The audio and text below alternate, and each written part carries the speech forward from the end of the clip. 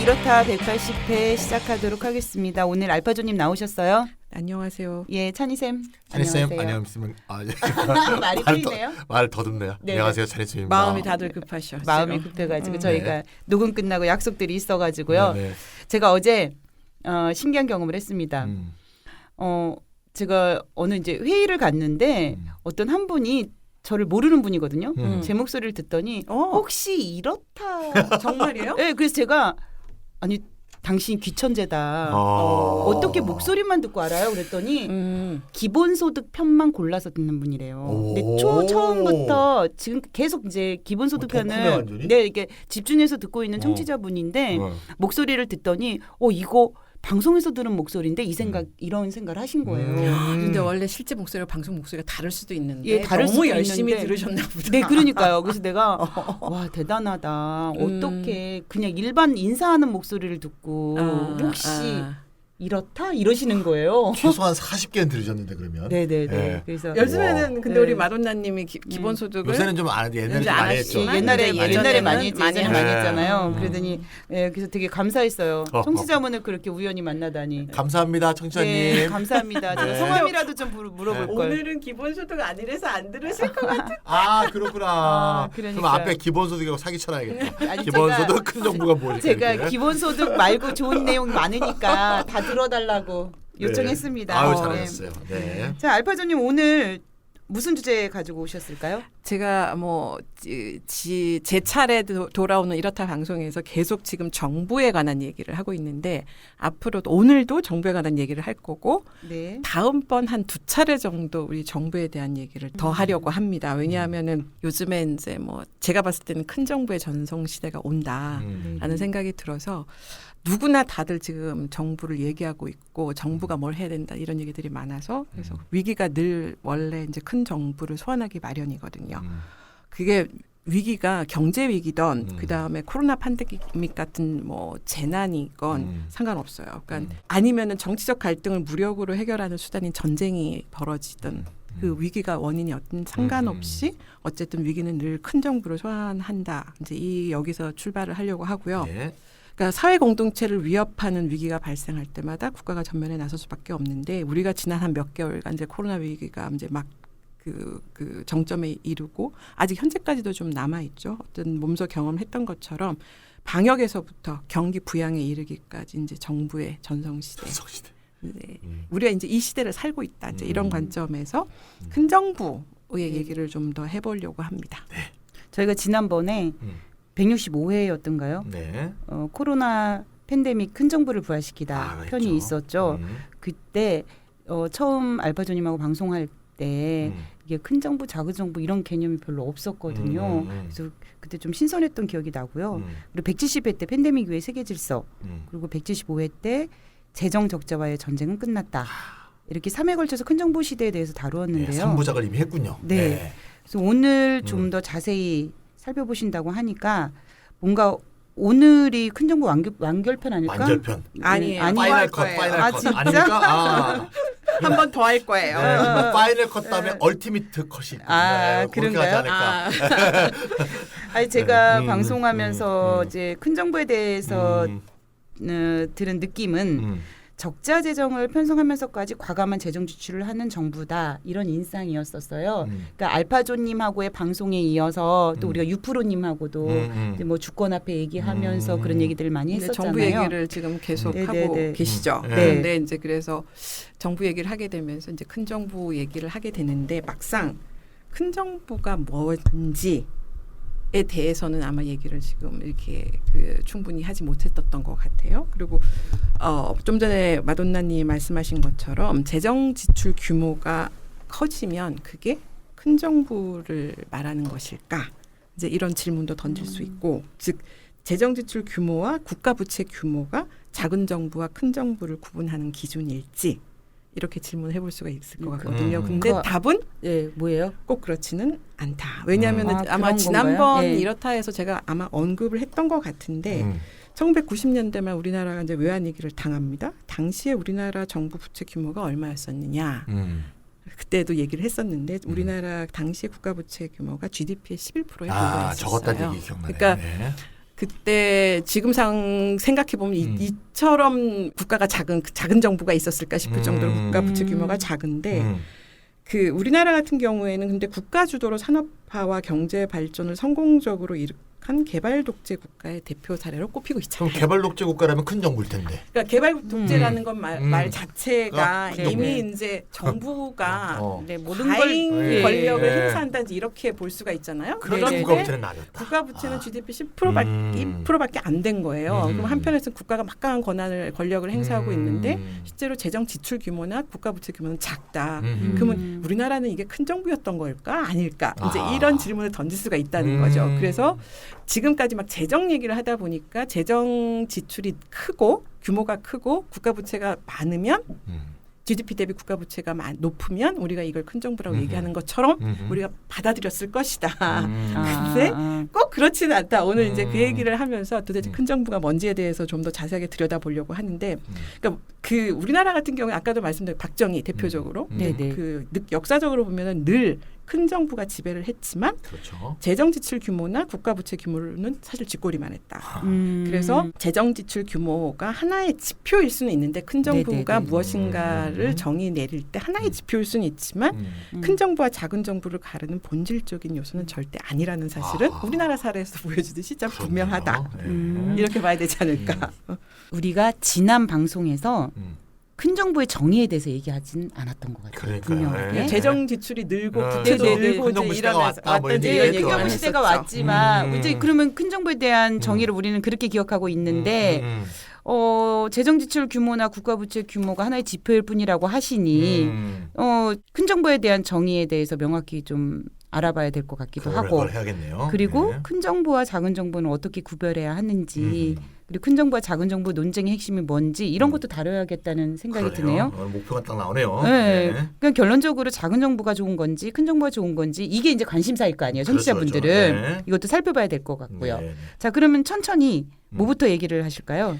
일단 큰 정부 얘기를 하기 전에 그러니까 정부부터 얘기를 해야 된다.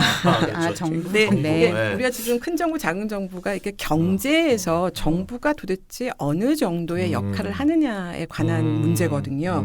그래서 경제적 행위자로서 정부의 역할에 대해서 먼저 살펴볼 수밖에 없는데 약간 교과서적인 얘기를 할 수밖에 없습니다. 아마 이런 정리를 아마 우리 여기 이렇다 청취자분들도 접해본 적은 없을 것 같아서 약간 교과서적이고 도식적이긴 하지만 어쨌든 정부가 경제적 행위자로서 경제에서 어떤 역할을 하는지를 정리를 해보려고 하는데요.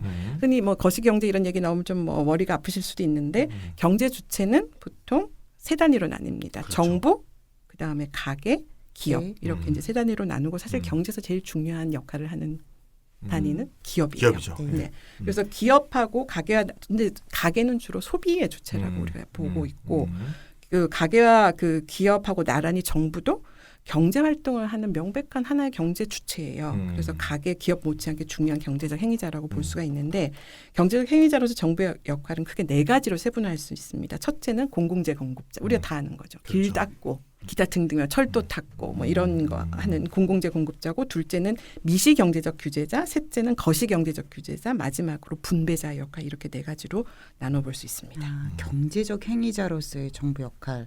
네. 정부가 다른 일도 많이 하는데 국방도 경제, 있잖아요. 그쵸? 뭐 국방도 있고 뭐 네, 이제 네, 뭐 네. 경찰도 있고 뭐 관료제를 관리하는 뭐 단위이기도 하고 그런 거 다 포함해서 경제 활동에서 이제 정부 역할을 하는 거예요. 그러면은 이제 네 가지 역할을 얘기를 해주셨는데 이제 첫 번째 공공재 공급자로서의 역할 좀 자세히 알아보면 네, 뭐 무엇이 제가 좀 있을까요? 설명을 드리겠습니다. 네, 이게 네. 사기업이 이제 경제 주체의 중요한 주체인데 네. 사기업이 좀 생산하기 어려운 상품이 있죠. 흔히 이거를 이제 경제학 책에서는 공공재라고 부르는데 한마디로 말해서 이제 공급을 시장의 메커니즘에 일임할 수 없는 그런 성격을 갖고 있는 특징을 갖는 제품을 공공재라고 하지 않습니까? 네. 대표적으로 교육, 의료, 국방, 경찰, 소방 같은 관계된 그런 재화나 서비스를 말합니다. 네. 이런 공공재를 정부가 직접 생산하거나 아니면 공공조달, 다시 말해서 정부나 공공기관이 상품과 서비스를 구매하거나 공공사업을 발주하는 것을 다 포함해서 공공재 공급자다. 이렇게 말할 수 있을 것 같습니다. 그러면 우리나라도 공공조달 규모가 큰가요? 네, 2018년 규모로 볼 때 우리나라 공공조달 규모가 141조라고 합니다. 그러니까 민간 기업들이 정부에 납품해서 총 141조 원의 매출을 올렸다. 이렇게 설명할 수 있는 거죠. 그러면은 한국 GDP가 음. 1,900조 정도잖아요. 네네. 한 7% 정도는 될 것 10%, 같은데 네, 그 정도 되네요. 미시경제적 규제자, 거시경제적 규제자는 어떤 역할이에요? 이것도 저는 이제 잘 먼저 한마디로 좀 모르겠는데. 얘기를 하면 네네. 정부가 각종 규제를 통해서 규제자라고 했으니까 네. 규제를 통해서 사적인 경제 활동에 영향을 행사하는 거를 미시경제적, 거시경제적 이렇게 두 가지로 나눈 거죠. 네. 경제학에서 미시경제라고 하면 보통 수요 공급 이론을 말하거든요. 그래서 미시경제에서 가장 중요시하는 것은 가격 기능을 통해서 자원이 어떻게 효율적으로 배분될 것인가. 이걸 연구하는 걸 미시경제라고 합니다. 아, 그러면 이거를 이제 정부가 규제하는 걸 네, 요거와 미시경제 관련된 규제인 규제. 거죠. 네네. 그러니까 어떤 재화나 서비스가 생산될 것인지 네. 또는 어떻게 생산될 것인지 음. 또는 어디서 생산될 것인지 이런 것들을 결정함에 있어서 시장에만 맡겨두지 않고 정부가 영향을 미치는 거 네네. 규제자로서 이게 이제 미시적 규제자다 이렇게 말할 수가 있습니다. 그러면 네. 이 이제 규제를 한다고 얘기하셨잖아요. 어떤 식으로 규제를 해요? 근데 말씀하신 것처럼 음. 우리는 시장에서 모든 음. 것들 다 구입할 수 있다고 생각하는데 사실 그렇지는 않아요. 그렇죠. 그러니까 예. 정부가 어떤 제품 같은 못하게 하면 경우에는 못하죠. 사용을 그러니까 아예 생산을 금지시킬 수도 있어요. 그러니까 우리한테 예를 들어서 인체에 해로운 예를 들어 가습기, 가습기다. 예를 들어 네네네. 살균제 같은 경우에 음. 정부가 그냥 허가를 해줬었잖아요. 근데 음. 지금은 그 가습기 살균제 못 쓰게 돼 있지 그렇죠. 않습니까? 예를 들면 이제 가장 주변에서 볼 수 있는 게 정부가 일단 제품을 허용을 해야지만 이제 나올 수 그렇죠, 있는 게 그렇죠. 있어요. 예. 그래서 어떤 제어나 서비스는 아예 생산을 금지하기도 하고, 그러니까 예를 들면 매춘 있잖아요. 이런 서비스는 국가가 네네네. 금지를 우리나라 매춘 금지죠. 우리 그렇죠. 그 법적으로 금지예요. 법적으로는 일단 네. 금지잖아요. 네. 일단 법으로 금지가 네. 돼 있어요. 그렇다고 뭐 매춘이 안 일어나는 건 아니고, 그렇죠, 그렇죠. 그러니까 정부가 암시장이죠, 금지한 모든 암시장. 것들은 다 암시장에서 다 네. 거래는 할 수는 그러니까. 있습니다만 네. 어쨌든 이제 정부가 아예 어떤 상품이나 서비스는 금지를 하기도 한다. 그 다음에 세금을 통해서 생산과 소비를 억제하기도 합니다. 그렇죠. 예를 들어 담배세 관련된 거를 올린다든지 유류세 같은 거를 올린다든지 이제 이런 경우는 생산과 소비에 대해서 이제 정부가 간접적으로 개입해서 이 소비 행태에 영향을 미치려고 하는 거고 반대로 보조금을 지급해서 생산과 소비를 촉진하기도 하죠. 그렇죠. 그래서 시장에 개입하는 거네요. 심지어는 이게 이제 제품이나 그 서비스 시장뿐만 아니라 노동 시장에도 개입할 수 있습니다. 최저임금 제도 같은 경우죠. 그렇죠. 이런 게 이제 시장의 가격을 통제하고 그다음에 농산물을 수매하거나 정부가 직접 농산물을 매년 그렇죠. 이렇게 비축을 하기 위해서 수매를 하기도 하고 이거 이제 방출도 하기를 하면서 농산물 전체 가격 변동에 대해서 정부가 가격 조절을 하기도 하죠. 이런 기능들이 모두가 다 경제의 미시적 규제자로서의 정부의 역할입니다. 거기서 끝나는 것도 아니고요. 반독점법 있습니다. 그래서 각종 면허제도 있습니다. 그렇죠. 인허가 규제도 있고 이런 게 다 뭐냐면은 시장에서 경쟁이 자유롭게 일어나는 걸 막는 경쟁을 제한하는 이런 그 개입이고요. 투자자 보호제도나 안전 규제를 통해서 금융회사나 일반 회사들의 영업 활동을 통제하기도 합니다. 아무거나 못 팔게 할 수도 있고, 하여튼 정부가 이 시장의 활동에 민간의 시장 활동에 개입하는 게 어마무시하게 많아요. 구체적인 설명 들으니까 이해가 되네요. 죄송합니다. 아까 정의가 좀 어려웠는데. 죄송해요. 제가 못 알아들은 거죠. 뭐. 네네. 그러면 거시경제적 규제는 어떤 게 있을까요? 또 한번 정의를 해보면 말이죠. 네. 경제학에서 거시경제라고 하면 또 국민소득 이론이라고 해요. 그래서 국민소득이라는 전체 경제의 총생산량의 변화에 영향을 미치는 주 요인들 이거는 이제 주 관심사인데 예를 들면 물가, 네. 실업, 이자율, 국제수지 이런 거에 관심을 갖는 분야를 거시경제라고 하거든요. 그럼 요거와 관련된 규제를 하는 게 정부의 거시경제적 규제다 이렇게 말할 수 있고 쉽게 말해서 우리가 제일 많이 얘기하는 통화정책, 네. 이자율이라든가 이런 걸 조절하죠. 재정정책, 재정투자 같은 거 이런 걸 통해서 경기를 안정화하기도 하고 네. 투자를 촉진하기도 하고 일자리를 창출하기도 하는 그런 기능을 전반적으로 거시경제적 규제다 이렇게 말할 수 있습니다. 그러니까 뭐 최근에 이렇다 방송 유프로님이 얘기하고 있는 뭐 네. 주권화폐론이든 네. 네. 뭐 이제 정부는 뭐 그러니까 부채를 마구잡이 내도 상관없다 이제 이런 얘기도 하시잖아요. 네, 맞아요. 이런 재정 정책에 관한 네. 얘기든 이런 것들이 이제 대표적인 거시경제적 규제자로서의 정부의 역할인데, 그러니까 최근에 코로나 그러니까 방역 문제 그렇죠. 정리가 되면서 네. 경기 부양책으로 뭐 이제 우리 이번 정부가 뭐 추경을 3번씩 하고 지난번에 얘기했던 것처럼 그 다음에 뭐 3차 추경에서는 뭐 그린 뉴딜 네, 또 네. 뭐가 있죠, 디지털 뉴딜 뭐 이런 것들 하는 게 이제 재정 휴먼 정책. 뉴딜 휴먼 그렇게 뉴딜. 많아요. 예. 이런 게 이제 다 재정 정책으로 네. 이제 정부가 직접적으로 이제 경제에 개입을 네. 하는 거죠. 이제 이런 역할들이 다 이제 거시 경제에 그렇죠. 대한 규제자로서의 정부의 역할인데 기본적으로 이제 이게 언제부터 시작이 됐냐 이렇게 정부가 통화 정책은 이제 금리 가지고 하는 경제에 개입하는 거시 경제 개입하는 건데, 그러니까 통화 정책이든 재정 정책이든 거시 경제자로서 정부가 적극적으로 경제에 개입하는 게 시작된 게 우리가 흔히 알고 대공황이죠. 있는 대공황 당시 케인즈가 등장하면서부터예요. 음. 그래서 사실은 30년대 이후의 자본주의 체제의 기저에는 케인즈주의적인 정부의 경기 부양적 개입이라는 게 이미 기저에 깔려 있다. 그래서 그때 이후로는 국가가 시장을 통제하고 하는 것과 그 다음에 자유경쟁 시장 체제가 사실 공존하는 혼합 경제 시스템을 이 자본주의 체제가 지금까지 계속 유지를 해왔다. 이제 이렇게 보는 게 맞을 것 같아요. 그러니까 혼합 경제가 기본이다. 이제 그 얘기는 국가의 거시 경제적 규제가 현대 자본주의 경제의 디폴트 값이다. 이제 이렇게 보시면 될 것 같고, 그러니까 경제가 이제 무너질 것 같다, 위기가 닥쳐서 그러면 뭐 정부가 아낌없이 빚을 내 가지고 개입은 늘 해왔었거든요. 이제 그래서 이게 디폴트 값이다, 혼합 경제가. 그래서 오늘날에 이제 혼합 경제가 대공황 이전에 순수한 자유방임 체제로 돌아갈 수 절대 없다. 절대 없다. 절대 없다. 이건 불가능하다. 이게 어떤 우파 정부가 들어서더라도 되돌리는 것은 불가능하다. 이제 이렇게 봐야 될 것 같아요.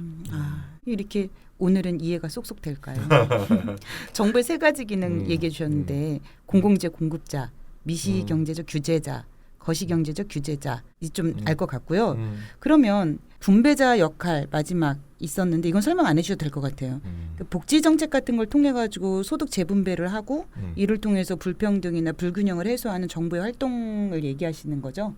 맞습니다. 맞습니다. 네네. 예, 이거는 뭐 우리 분배자. 청취자분들 말 그대로 네, 우리가 제일 많이 했던 이해하실 거니까. 것 같아요. 네, 네. 그냥 넘어갈까요? 이제 기본소득도 네. 마찬가지인데요. 어쨌든 경제적 행위자로서의 정부는 다양한 수단을 활용을 해서 국가의 자원 배분에 처음부터 이제 깊숙이 개입을 하고 있습니다. 그래서 경제 활동이라는 게 뭐냐 이걸 정의를 내리자면 네. 인간의 필요를 충족하기 위한 생산과 소비 활동을 우리가 경제 활동이라고 얘기를 하는데 이를 위해서 한정된 자원을 어떻게 배분할 것인가가 경제 문제의 핵심 문제라고 얘기를 하거든요. 이게 경제학에서 이제 교과서에 제일 먼저 나오는 얘기예요. 네. 근데 여기서 자원 배분하고 관련한 규칙을 만들고 또 그 규칙을 변경하기도 하고 그 규칙을 집행하는 것은 정부의 역할입니다. 시장에서 하는 게 아니에요. 그렇죠. 그 시장의 규칙도 정부가 제정하는 거예요. 그 시장의 경쟁 질서, 재산권 체제와 같은 자본주의 시장 경제 체제의 기본 골격이죠. 사유재산 제도를 보호해야 된다는 게 다 헌법에 나와 있잖아요. 이거는 이제 구체적으로 시장 경제 규칙하고는 보다 더 깊숙하게 이 자본주의 질서 자체를 헌법에 보장된 이런 기본 골격도 정부에 의해서 만들어질 뿐만 아니라 아주 시시콜콜한 거. 우리나라 같은 경우는 대형마트 있잖아요. 뭐 네네. 이마트니 홈플러스니 네네. 이것도 자기네들이 원하는 장소에다가 세우지를 못하죠. 그래요? 저 그건 처음 알았는데. 왜 몰랐어요. 대형마트는 뭐 몇 미터 간격으로 맞아요. 그 그런 저기 입지. 편의점 설치할 때. 그러니까 그렇죠. 대형마트도 예. 마찬가지예요. 대형마트도. 대형마트랑 예. 편의점도 이게 이제 시장에서 그 입지를 자기네들이 네네네. 서로 뭐 아무렇게나 지을 수 있지 않다. 그러니까 그런 입지 선정 아주 네네. 시시콜콜하게는 그런 입지 선정 네네. 같은 그다음 것도 정부가 결정을 하는 것이고 타다 뭐 최근까지 굉장히 큰 논란거리였었는데 그렇죠. 새로운 비즈니스 모델이 등장을 했을 경우에 이걸 허용할 건지 말 건지 지난번에 좀 전에 말씀드린 미시 경제적 규제자 역할이 타다를 불허한 거 있잖아요. 그렇죠. 이런 게 아까도 얘기했지만 어떤 서비스는 해도 되고 어떤 네네. 서비스는 아예 금지시킨다고 얘기하는 게 그게 미시경제자 규제자로서의 역할인데 타다를 금지시켰죠. 그러니까 처음엔 시장에서 자율적으로 이제 자기네들이 법의 사각지대를 이용해서 시작을 서비스를 제공을 했다가 결국은 정부가 최종적으로 불허 결정을 그렇죠. 내렸죠. 이제 이런 게 미시 경제적 규제자로서의 정부의 역할인 거예요.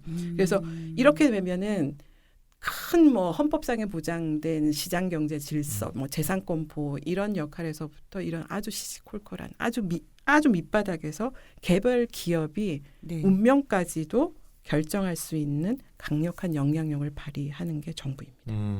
정부가 굉장히 강력한 영향력을 갖고 있다. 경제에서도 강력한 거죠. 예. 엄청난 것이죠. 그럼 엄청나네요. 네. 그 결국은 정부에 의해 만들어진 판 위에서 기업과 가게 또 민간의 경제 주체들이 올라타서 각자 역할을 수행한다 이렇게 봐도 되겠네요. 맞습니다. 그렇죠. 예. 네, 그 한마디로 1930년대 대공황 이후에 형성된 아까도 얘기했던 혼합 경제가 디폴트 값이다. 그리고 네. 이 혼합 경제 체제를 만들어낸 게 가능했던 게 케인즈주의가 이제 등장하면서부터인데 이 체제 즉 다른 말로 하면 관치다. 관치. 관치. 그러니까 내가 자본주의가 1930년대 네. 이전에는 자유방임 체제였었는데 네. 정말 정부가 개입해서 만들어내는 이 규제 자체가 세금이 관세밖에 없었던 시절이에요. 당시에는. 그렇죠. 근데 그게 30년대 이후에 케인즈주의적인 혼합 경제가 만들어지면서 관치가 이제 사실은 기본 축으로 작동을 한다. 그래서 우리가 생각하는 것보다 정부의 경제적 역할은 훨씬 더 깊고 넓다. 그렇게 보셔야 될 것 같아요. 이 20세기 거치면서 지속적으로 이렇게 확대되어 왔다 이렇게 생각해도 되겠네요. 네, 맞습니다. 그렇다면 정부의 중요성이 어느 정도 되는지 또 혹은 정부의 역할이 큰 건지 작은 것인지 이거를 이렇게 평가할 수 있는 지표 같은 게 있어요?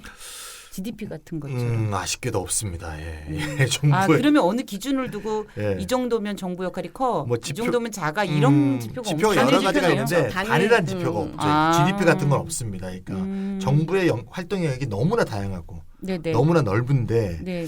그 정부의 활동이 다 이게 질적으로 똑같은 것이 아니므로 동일하게 이렇게 하나로 획일화시켜 갖고 비교할 수 있는 그런 지표는 없다 이렇게 볼 수 있습니다. 아니 그러면 단일 지표는 아니다 하더라도 상당히 의미 있는 지표 같은 거 뭐 이런 건 없을까요? 상당히 의미 있는 지표는 있죠. 예를 들면 정부의 그런가요? 중요성을 양적으로 측정하는 것이 쉽지는 않지만 네. 정부의 역할이 점차 확대되어 왔다는 것을 확실하게 보여주는 대표적인 정량 지표를 좀 대라고 한다면 네. GDP 대비 재정 규모 이거라고 볼 수 있죠. 예. 예산. 예. 매년 예산. 이게 재정 지출의 규모가 큰 정부의 본질적 지표는 아니라고 처음에 얘기는 했지만 그래도 재정 규모가 관련이 있긴 있네요. 그럼요. 당연히 중요하죠. 중요한 관련이 있습니다. 그러니까 GDP 대비 재정 규모라고 할 때는 이제 아까 말한 이제 정부의 경제적 역할이 4개가 있었죠. 그 중에서 두 가지는 특히 정량적으로 측정이 가능하고 국제적으로 대비를 할 수도 있어요. 국가 간에. 네. 그래서 하나는 공공재 공급자 기능, 네. 하나는 소득 재분배 역할. 이 두 가지 측면에서는 정량적으로 딱 이 숫자가 나오고 국가적으로도 분석을 할 수가 있습니다. 뭐 비교할 수 국가별로 있고. 이게 차이나 뭐 이런 거 그렇죠. 수치를 갖고 비교할 수가 있는 거죠. 네. 예를 들면 이제 정부가 직접 생산하거나 구매하는 아까 이게 공공재 공급자라 그랬죠. 요 경제 활동의 규모가 GDP에서 얼마나 차지하는가 하는 비중 그런 건 그거하고요. 다 나와 있죠. 네, 수치가. 다 나와 있죠. OECD 딱 들어가면 쫙 수치가 나와 있습니다. 네. 또 두 번째로 이제 정부가 아까 얘기했던 소득 재분배에서 얼마나 역할하느냐. 네. 이것은 이제 정부의 지출 중에서 사회보장 지출이 GDP 대비 얼마냐. 이게 수치가 다 나오고 국제적으로 비교 가능한 거니까 이러면 복지국가의 수준을 제대로 보여준다. 그래서 이거는 이제 정량적으로 측정이 정확히 가능한 거고요. 근데 이제 문제는 이제 아까 얘기했던 미시경제적 규제자, 또는 거시경제적 규제자로서의 정부의 역할은 즉 정부가 민간의 경제 활동에 어느 정도 관여하는가 하는 이것은 양적으로 측정하기 대단히 어렵다. 꼭 많다고 꼭 크고 작다고 네네. 더 적다. 이렇게 또 얘기하기가 좀 어렵다는 거죠. 그래서 정부가 이 시장을 관리하고 통제하는 정도를 정확하게 측정하기 상당히 어렵다.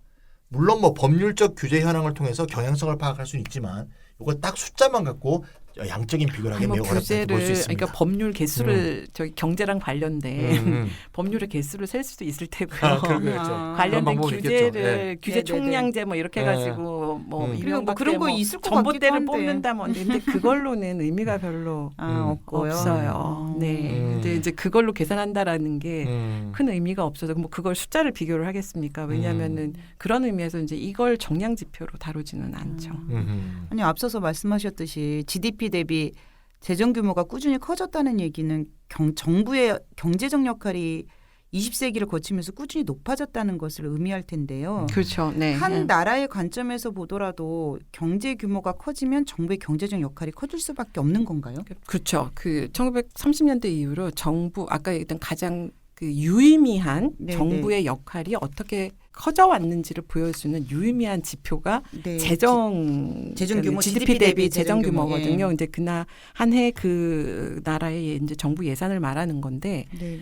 이걸 보면은 뭐 1930년대 이후로 뭐 끊임없이 커져 왔다 이제 이렇게 볼 수가 있는데 경제 규모가 커지면 정부 재정이 확대되고 정부 지출이 늘어나서 경제 활동에 대한 규제도 같이 늘어나기 마련입니다. 그러니까 경제가 성장하면 성장할수록 즉 GDP가 커지면 커질수록 정부 재정 예산도 늘어날 수밖에 없고 예산이 늘어난단 말은 정부 지출이 늘어난단 말이잖아요. 네. 그러면 정부 지출이 늘어나고 경제 활동에 대한 규제도 같이 늘어나게 돼 있습니다. 그래서 게다가 재정 증가 속도가 경제 성장률보다 훨씬 높아요. 그래서 그러니까 재정 GDP 대비 네. 그 해의 예산의 규모가 계속 높아져 왔다는 거잖아요. 그러니까 예전에 우리가 1990년대 말에 우리나라 예산 규모가 아마도 아마 이게 우리 이 지표가 나라마다 이 지표가 다 달라가지고 어떤 지표를 보면은 그 당시 규모가 20%로 나오기도 하고 막 이게 숫자가 다 엉망이어가지고 그 당시 20%면 지금 30%로 올라와 있거든요. 우리나라 이 재정 규모가 부채 말고요. 재정 규모가 이렇게 올라와 있다는 건 뭐냐면 GDP가 성장하는 것 속도보다 정부의 재정 규모가 훨씬 더 빨리 늘었기 때문에 GDP 대비 재정 규모가 계속 이렇게 수준이 높아져 온 거예요.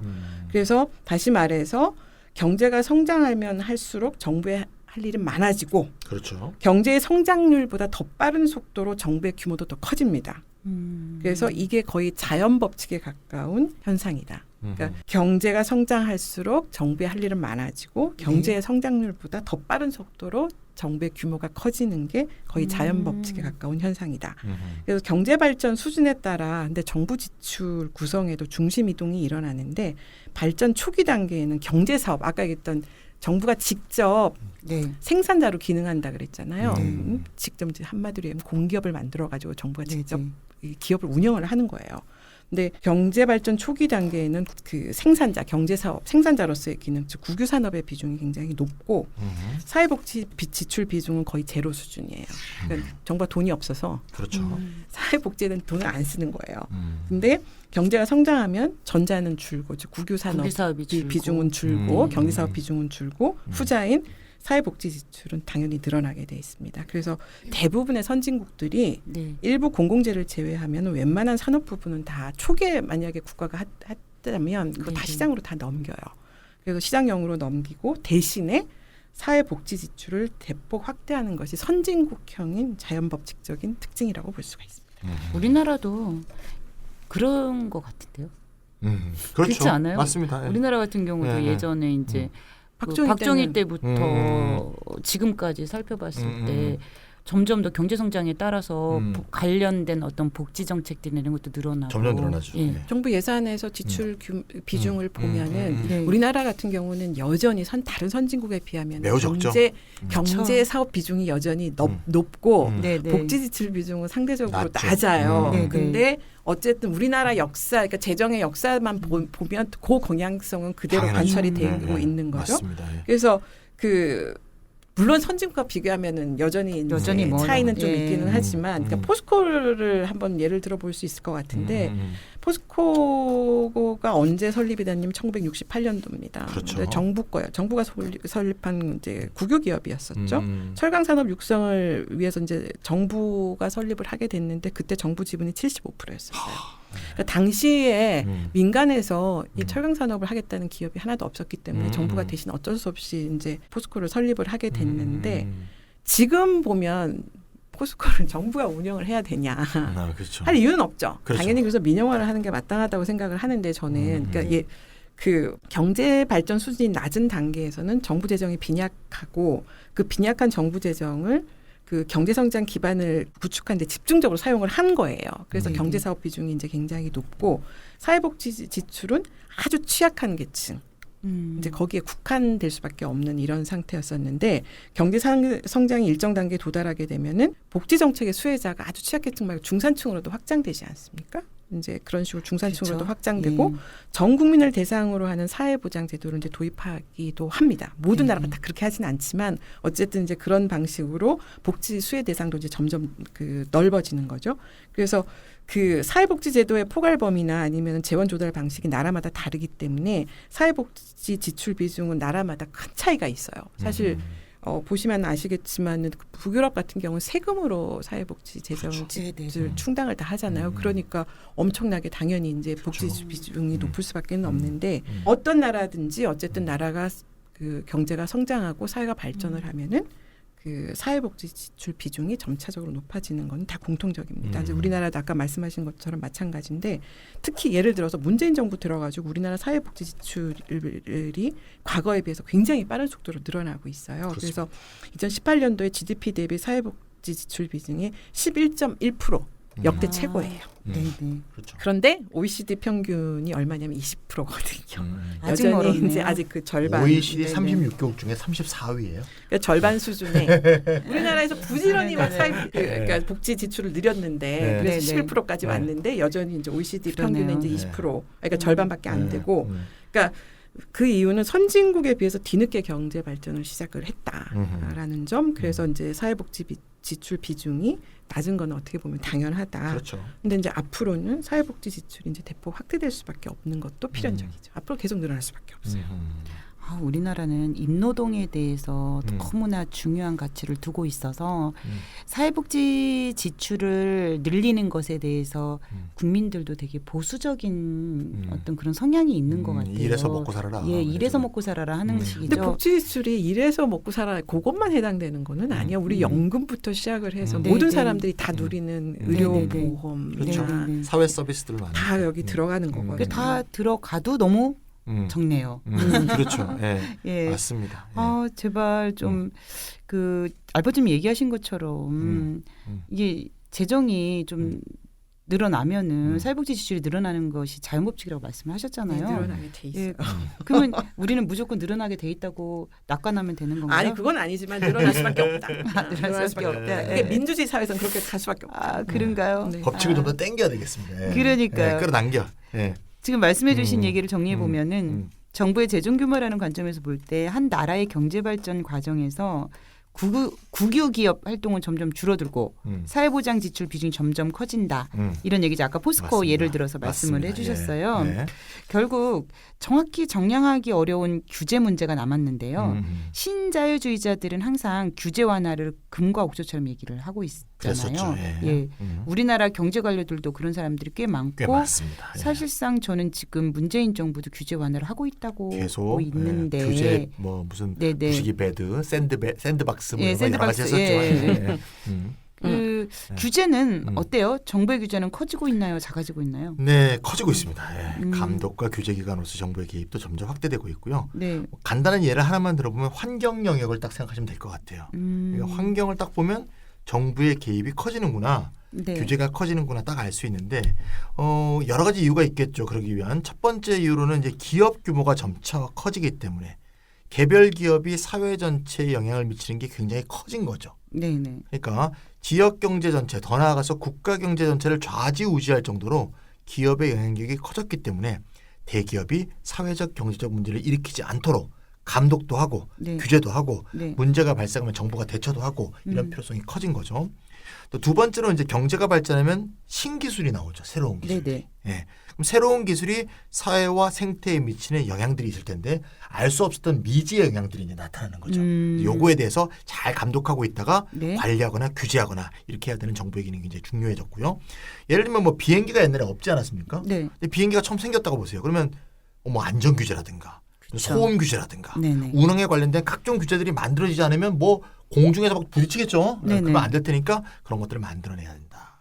원자력 뭐 발전이건 의약품도 다 마찬가지고요. 네. 세 번째는 이제 도시화와 대도시화가 진행됨에 따라서 경찰이나 보건, 위생, 교통, 교육 등의 영역에서 시골과는 비교할 수 없는 그런 행정력과 정부의 개입이 요구되는 거죠. 네. 뿐만 아니라 산업이 좀 더 전문화되고 분화되고 그 부분들이 서로 맞물려서 하나의 전체로 통합돼감에 따라서 전국적 단위에서의 관리가 점점 더 필요해지는 그런 상황으로 왔다 이렇게 볼 수 있습니다. 예.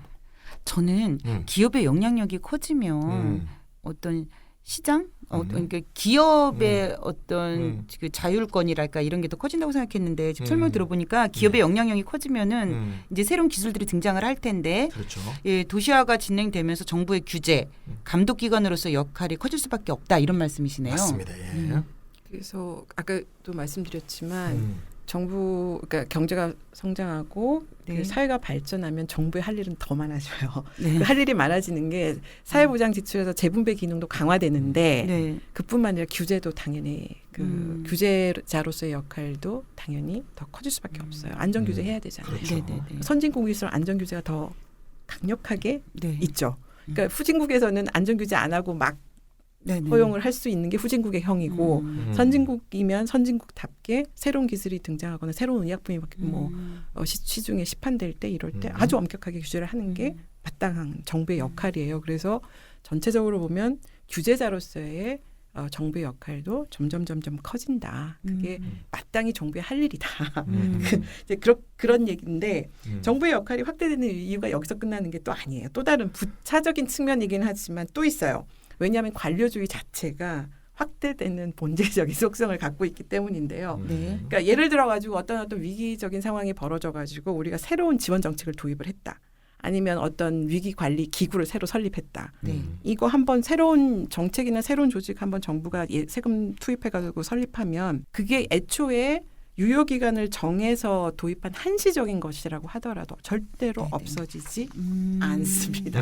현실적으로 그렇군요. 폐기가 안 돼요. 경로 의존성 아니겠습니까? 이게? 아니 일단 뭐 사람들을 채용을 해놨는데 정부가 채용을 네네네. 했는데 이거 한시적이라고 해서 다 이거 없앨 테니까 너희들 다 그렇죠. 안 되죠. 없어져 네. 이거 하기 되게 어려워요. 네. 그래서 지금까지 정부가 만든 한시적인 시스템이 없어진 적은 거의 없습니다. 이제 그게 이제 관료주의의 속성이고 정부 입장에서는 새로 뭔가 그러니까 관료들 입장에서는 자기 그 조직이 점점 커지는 걸 좋아할 수밖에 없잖아요. 그래야 권한도 많아지는 거니까. 그 다음에 이제 이런 과정에서는 그 기구가 여전히 필요한지 지금도 이제 이게 사실은 다 사명을 다 달성했어. 그게 더 필요하지도 않아. 그런 거 하나도 안 중요해. 원래 이제 새로운 그 정책이 다 이제 이유도 있어야 될 이유도 없어. 그래도 전혀 중요하지 않고 실제로 이제 유효기간 만료와 함께 폐지되는 사례는 실제로 없다. 그래서 유효기간을 연장을 계속 해가지고 존속하는 게 그냥 일반적인 현상이다. 그래서 한시적이라는 법률상의 규정은 사실 아무런 의미가 없는 빈말이다. 이게 이제 관료주의의 속성이다. 관료주의는 끊임없이 확장하려고 하는 본질적인 속성을 가지고 있어요. 또 다른 요인, 왜냐하면 그 세금으로 하기 때문에 자기 돈 자기가 벌어서 쓰는 게 아니어서 굳이 그러네요. 이걸 줄여야 될 이유가 없어요. 그러니까 만약에 이걸 민간에서는 자기가 매출을 해서 이익을 남겨가지고 이걸 유지해야 되는 상황이면 쓸데없으면 이거 없애거든요. 근데 이제 그렇죠. 정부 입장에서는 이게 세금이기 때문에 세금 네네. 예산만 받으면 이걸 굳이 없애야 될 이유가 없죠. 그래서 이 관료주의가 가지고 있는 타고난 비효율성이 있을 그러네요. 수밖에 없어요. 그래서 이게 이제 한 번 만들어지면 없어지지 않는다. 그 다음에 이제 또 다른 요인이 있는데 이건 심리적인 요인이 있어요. 그러니까 네네. 정부에 대한 국민들의 기대나 사회적 인식도 이제 일정하게 영향을 미치는데 예를 들어 가지고 노후 생활을 국가가 책임져라. 예전에는 있을 수 없는 생각이었었어요. 다 자기가 어떤 자식한테 노후 생활은 자식이 책임지는 거지. 가족 내에서 네네네. 자식한테 노후 생활 책임져야 된다 이렇게 요구를 했었는데 요즘은 네네. 뭐 국가가 노후를 네네. 책임져야 된다라고 사람들이 생각하기 시작했잖아요. 사람들의 인식이 사회적 인식이 바뀐 거예요. 그렇죠. 근데 그뿐만이 아니에요. 의료도 마찬가지. 옛날에는 돈이 없으면 그냥 죽는 거였었어요. 병원을 못 가서. 근데 요즘에는 의료도 기본권이라고 생각을 하고 네. 정부가 다 책임져야 된다고 생각하고 있고 교육도 마찬가지예요. 음. 그래서 이게 헌법상에 보장된 사회권으로 인정되기 시작을 하면서 개인이 혹은 가족이 이제 개인적 단위죠. 그 비용을 네. 부담하는 게 아니고 정부가 책임을 져야 한다라는 생각이 굉장히 이제 일반화되기 된 거죠. 우리나라도 이제 그렇죠. 그 결과가 정부의 사회보장 지출이 증가하는 것으로 나타나는 것이라고 볼 수가 있죠. 지금까지 얘기를 종합해 보면 어떤 측면에서건 정부의 역할은 커질 수밖에 없는데요. 다시 말해서 큰 정부로 가는 것은 필연적일 수밖에 없어 보입니다. 그렇습니다. 예, 우리 잠시 쉬었다가 음. 2부에서 만나도록 하죠. 네.